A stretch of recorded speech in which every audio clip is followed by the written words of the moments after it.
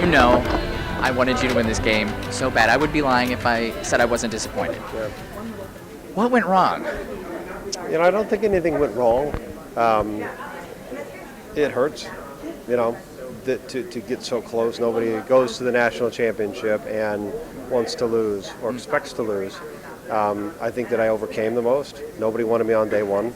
I'm a bit of a character. I'm not a great challenger. Ozzy, you look at me against Ozzy, who's going to win? Ozzy's going to win, hands down. And yet I somehow turned that tide. And Ozzy got voted out 3 times. I never had my name written down. And so on the one hand, I'm really gutted because I really was so close. But on the other hand, I feel like I kind of did win because, man, I connected to the audience in such a real way this year that you had so many people saying, Coach, didn't like him the first time. Second time, yeah, it's all right. Third time, wow, he's like, really working the game. And so I felt good about that. But yeah, it hurts to get so close. What went wrong? Sometimes at the end, it's kind of the vote that people say, not Coach. We vote for somebody. We're not going to vote for Coach. We're going to vote for. And I hate to say that because I think Sophie deserves to win. I think Albert deserves to win. I think Cochran deserves to win. Everybody could be up there and could win. But it's tough, One thing I heard from all the fans this weekend is that you were taking the wrong people further in the game. If you would have taken Cochran and, say, Rick, it almost seems like a guaranteed win. What changed your mind in some of those decisions to get rid of people like Cochran? Right. Those same people, of course, would say, if Coach kept those 2, he's compromised. What a despicable human being is. He does not have honor and integrity because he didn't follow through with his original, alignment. So those people say that, in a way it's true. I know. Yeah, I could have taken those 2 to the end. For one thing, I think Redemption Island does change things because you want stronger people with you so that if, somebody like Ozzy comes back into the game, you have people that are still there that can beat him. But at the same time, I made promises to people. And the only way that I revoked those promises to Ozzy, to Brandon, is if they lied to me. And when they lied to me, then we eviscerated them at the next tribal council, or maybe a couple of tribal councils down the road. So I know that people said that. And also, it still comes back to that motto, I want to play the best, and I want to play against the best. And there's no honor in beating somebody that is, worthless. Last in college beats last in high school, 2-0 in soccer. Who cares?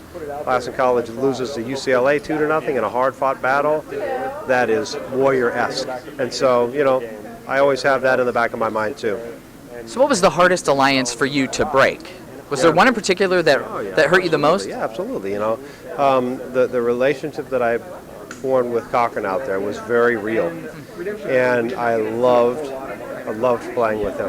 And I really was hurt when he went home. But it had to be, He's a great guy, great character. It's a relationship that we're going to have lifelong. That was the toughest. Sorry. No, it's all right. It's been a long day. Would you play the game again after all that you've been through? Coach is done. And not because I'm, bitter or anything like that, but I really have approached the game 3 different unique ways. And in a big pond, Coach being a big fish, and in a game that's uncontrollable, to kind of control, how you're perceived, I've done it every time, First time, I said I want to be the biggest character Survivor's ever seen. I humbly think that I achieved that. Second game, I said I want people to see the real Coach. I want to see people I'm vulnerable, I'm sensitive, I'm, more down to earth. I did that, maybe a little bit too much, for the critics. But I did that. The third time, I said, guys, I'm going to play this game. And I did, so that's very gratifying. I don't want to cheapen my 97 days on Survivor by playing it again and maybe having a horrible debacle out there. When I got done with Heroes and Villains, my whole Survivor experience was a little bit jaded just because Heroes and Villains was just so unsatisfying. This time it was beautiful from start to finish, almost finish, and I don't think I won't play it again. Unless they offer me $1 million to play it, I won't come back. Interesting. And I got so many things coming up, right? Well, you had your movie. Well, I got the Year of the Dragon coming up. Maybe not on the Chinese calendar, but on Coach's calendar. 180 is going to be coming out in February. And I got my own show. So you're going to see Coach on TV again this fall. It's going to be awesome. It's going to be another side of Coach that people haven't seen. What can you tell us about this new show? Anything? You know how they always want to be. But I will say that I'm excited about it. It's obviously not something like, Big Brother or something like that. I mean, it's a new show, new concept. I don't like doing things. I don't like doing things regular. I like to do things different. So it'll be cool. Probably be in production in the spring, and you're going to see it in the fall. Now, religion was a humongous factor this season. I think more than any we've seen before. Is this something that you did every season and we just didn't see much of it, or was this new for this third experience for you? Yeah, religion is very important. I mean, I'm a pastor of a church, and so do I pray every day? Yeah, I do. The different thing about this time is that I prayed in private. But let's say I wanted to pray with the tribe. Maybe I'd pray with them one time. But with Albert around, he might want to pray with the tribe one time a week. Well, Brandon want to pray with the tribe 2 or 3 times a week. So all of a sudden, what might have gone from one time a week, a nice simple prayer, has now gone to 4 or 5 times a week, and it's shown every day. It was something very real, though. We all were very sincere in our faith, and so I know that sometimes they want to spin it to look cheap, but it wasn't. Sorry. That's okay. And to speak a little bit about your relationship with Cochran, you spent a lot of time out there with him on the beach. What exactly drew you to Cochran so much? I always cheer for the underdog. Somebody, when I heard that he had been downtrodden, and when I was looking to see their sleeping arrangements, he didn't have a pillow or a blanket, he was sleeping on the outside, the way that they treated him, it really bothered me, and so I really wanted to reach out to him. When I saw him being receptive to being coached, when I sat down on the beach with him and said, just tell me what you're doing in life, and he's like, yeah, I'm totally, don't know if I want to be a lawyer. I'm a lawyer now, but maybe I shouldn't be.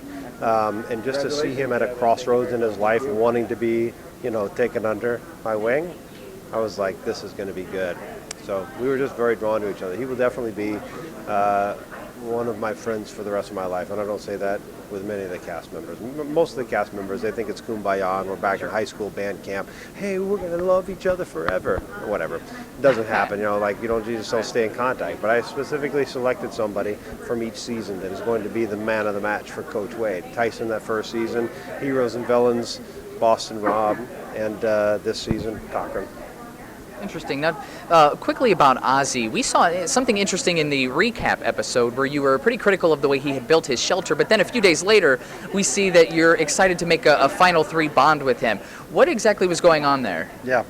Well, it wasn't a few days later. It was a couple of weeks later. Okay, all right, fair. But, it was like, wow, pretty incredible. And that first night was hell in that new camp. We really wanted to come to our camp. I mean, we'd spent so much time building a beautiful shelter at our last camp.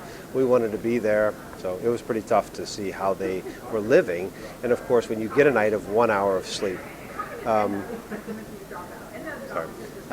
you get 1 hour of sleep at night because you're living in a shitty camp, in a shitty shelter, and the smoke is blowing right in your eyes, you tend to get even more critical. And I was just kind of sad, and I would actually tell that to the tribe, because when we got to the merge, I wanted to see that I had value and that I had not steered them the wrong way. At that time, we didn't know of all the decisiveness in the tribe. And so I was like saying, guys, look, they're living like animals over here, to bring value to myself and to my game. All right, and you said that your relationship with Jeff brought some of your most memorable moments. Talk about your bond with Jeff. What is that like? I talked to him and I talked to his family. They're all just so positive. They always say Jeff loves Coach. You read stuff that he puts out there, he loves Coach. We just have a great mutual respect. And I think that this time, especially with him seeing me take myself less seriously, we really connected even more. And I really had some great moments with him. It's amazing. Now, with you saying this is your last Survivor stint, do you want to give a farewell quote? You're always great at the quotes, and I don't want to put you on the spot, but I know you can deliver something. Talking about a quote from a famous person? You're talking about a quote just from me? Whatever you want, because you always come up with something genius as a way out of Survivor, if this is the last time. A quote from Coach Wade. You take a relationship that is beautiful and it ends badly, your remembrance of that relationship will be forever tarnished. You end on a beautiful note, and it forever edifies the experience that you've partaken in. That's why Coach will never come back and play Survivor. This time was so beautiful that I do not want to cheapen this relationship that I've had the survivor. As always, Coach, it's a pleasure. I wish you would have won. It's great to see you again. Thanks, man. Thank you so much. Take care.